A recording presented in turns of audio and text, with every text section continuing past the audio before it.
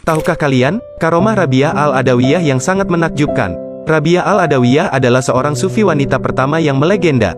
Dia dilahirkan di Basra, Irak, pada era dinasti Abbasiyah berkuasa. Kisah di bawah ini adalah kisah yang dikutip dari kitab Tadkirat al-Auliya karya Farid al-Din Attar tahun 1145 sampai tahun 1221 Masehi. 1. Karomah melayang di atas sajadah. Suatu hari Hasan melihat Rabi'ah ketika dia sedang berada di dekat sebuah danau. Sambil melemparkan sajadahnya ke atas permukaan air, dia memanggil, "Rabi'ah, ke sini. Mari kita salat 2 rakaat di atasnya."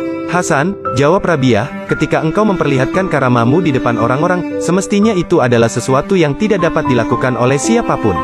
Rabi'ah kemudian melemparkan sajadahnya ke udara, dan dia naik ke atasnya. "Kemarilah Hasan, di mana orang-orang dapat melihat kita," serunya. Hasan, yang belum mencapai tingkatan seperti itu, tidak dapat berkata apa-apa. Rabi'ah berusaha menghiburnya. "Hasan," katanya, "apa yang engkau lakukan juga dilakukan ikan, dan apa yang kulakukan juga dilakukan lalat. Urusan yang sebenarnya berada di luar kedua karamah ini. Seseorang harus menetapkan dirinya sendiri ke urusan yang lebih nyata."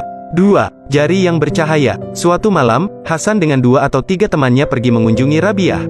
Rabi'ah tidak memiliki lentera. Hasan dan kawan-kawan berpikir alangkah lebih baiknya jika di sana ada cahaya.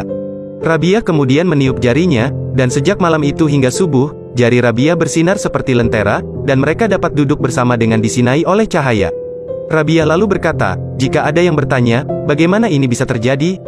Aku akan menjawab, sama seperti tangan Musa.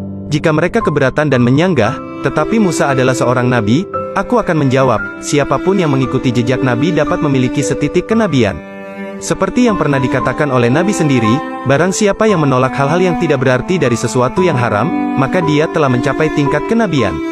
Nabi juga berkata, mimpi yang benar adalah 1/40 dari kenabian. Subhanallah, wallahu a'lam.